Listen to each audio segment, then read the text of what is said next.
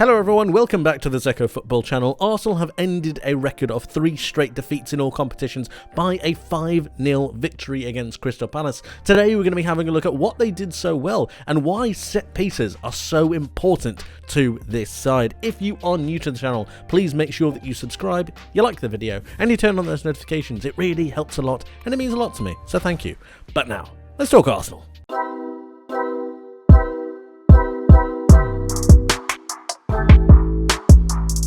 So, Arsenal 5, Crystal Palace 0. This looked like to be something of a banana skin for Arsenal going into this game. They are on the back of 3 consecutive losses in all competitions, and Crystal Palace are decent at transitional play. Roy Hodgson knows how to set up his team, especially in a defensive fashion, and I thought they might be able to give Arsenal a bit of a game. Arsenal came through, though, with a 10th minute goal, and that really did set the tone. Gabriel with a brilliant header at the back post from a Declan Rice cross. You would have thought he would be in the box, but no, he's crossing the ball, a very, very good cross, and then Gabriel makes his mark and slots it home. He then makes it 2-0 just before half-time. It ends up being an own goal from Dean Henderson, but it was Gabriel's header, and that really set the tone in the first half for the game. Arsenal didn't necessarily create all too much in open play, but what they did do is always be dangerous from those set pieces. We move into the second half and you can see the attacking momentum doesn't really swing and doesn't really change. Crystal Palace had a couple of moments, but really they were very few and far between. Arsenal dominating possession,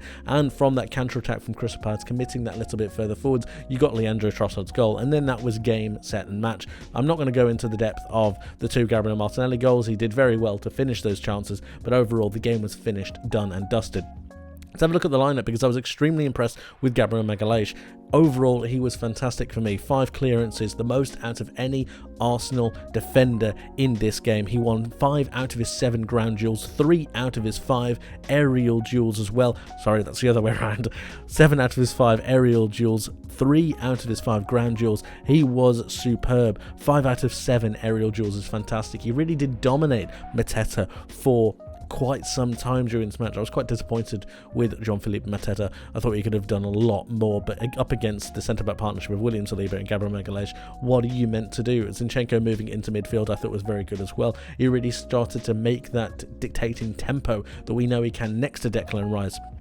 Bukayo Saka I thought was okay, but he looked a little bit off it again in certain occasions. I would have liked to have seen Mikel Arteta just swap him out for someone, just give him a little bit of a rest, but he didn't do that. Leandro Trossard coming out on this left-hand side instead of Gabriel Martinelli managed to get his goal and cement the manager's choice. I thought Gabriel Jesus was very good, albeit a little bit frustrating at times. He was offside for a lot of the match, and I thought that on a couple of occasions he could have done a little bit better. However, his link-up play, as ever, was sensational. Let's have a look at the average positions, because I thought that Arsenal did a very good job of creating something of a back 3, very similar to Crystal Palace, but in a more offensive style.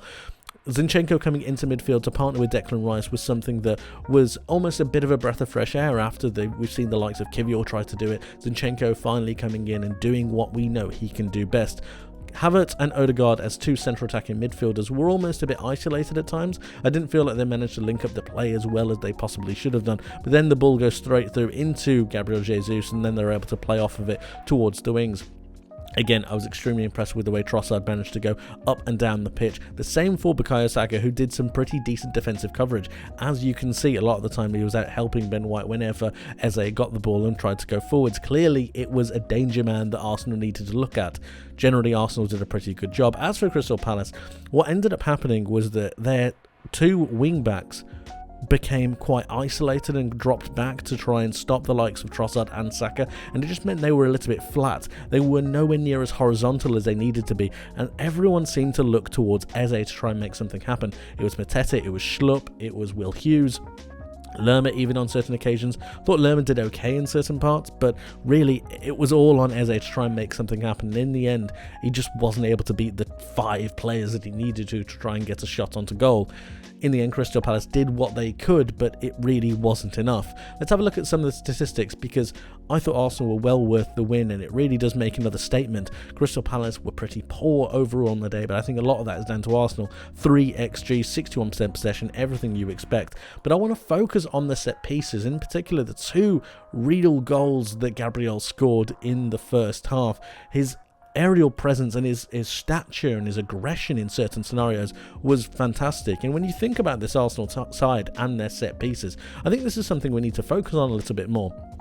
Because when we look at this Arsenal team, Ben White is pretty tall, Saliba is tall and strong, Gabriel is the same, then you've got Declan Rice, Kai Havertz is no slouch, Gabriel Jesus is pretty good in the air, and all of a sudden you've got a side built with physicality, built with pressure, and the ability to really whip the ball into the box and give these guys something to attack is a huge strength. Let's take a look at this for a second, because this is Arsenal's goal record. These are the amount of open play goals they've scored, set piece and the like. And if you can see here, out of the 42 goals that they've scored, they've actually scored 12 set piece goals. That means that if you took those goals away, they'd only have a goal record of 30.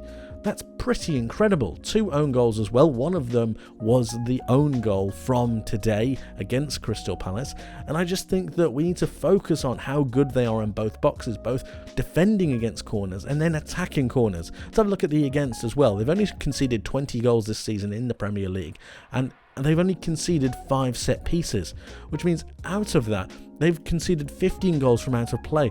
In the ratio to that, in correlation to that, that's not a lot of set piece goals conceded. So they're very good at making sure that both boxes are covered.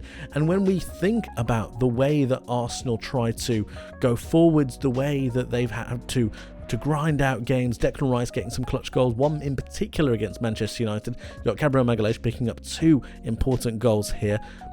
It's just incredibly important to get those set-piece goals over the line. Arsenal thoroughly deserve the win, but I think there's an underlying story here, and that's how important and how integral set-piece goals will be for them going into the rest of the season, and how important they have been this season as well. Arsenal are high and flying, and they look back at it. Before we end, I just want to highlight Arsenal's ability at set pieces, and in particular how well they did it against Crystal Palace.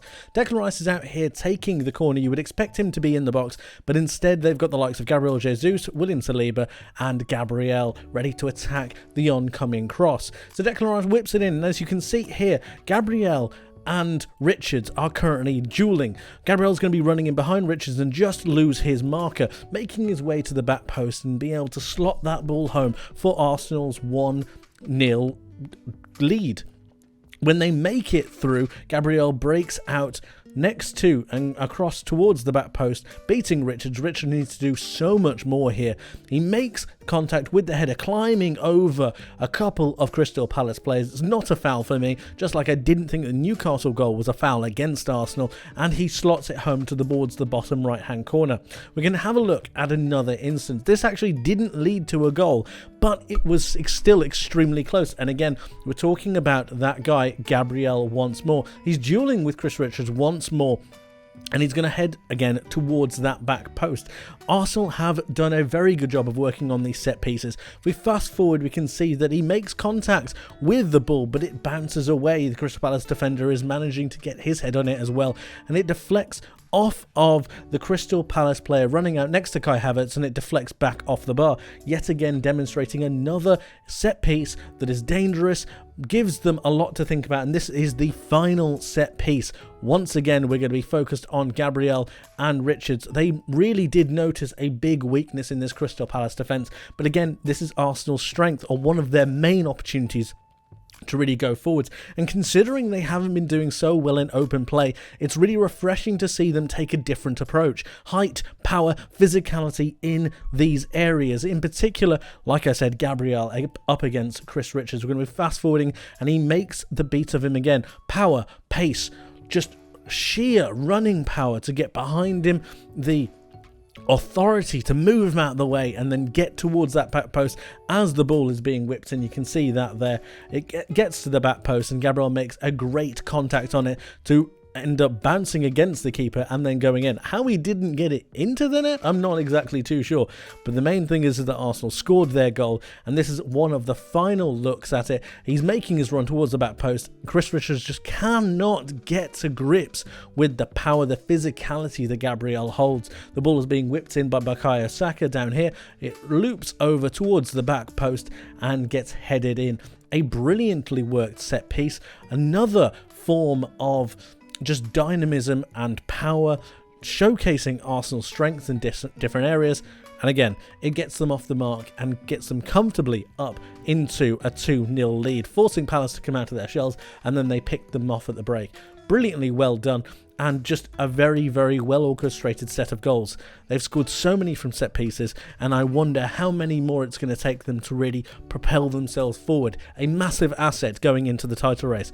Let me know what you guys think, though, about Arsenal, Crystal Palace, and the way that Arsenal set pieces are really transforming certain games and really getting themselves those clutch points. Let me know your thoughts in the comment section below. Thank you ever so much for watching. I hope you enjoyed, hope you learned something new, and I hope to see you in the next one. But until then, my friends, take care.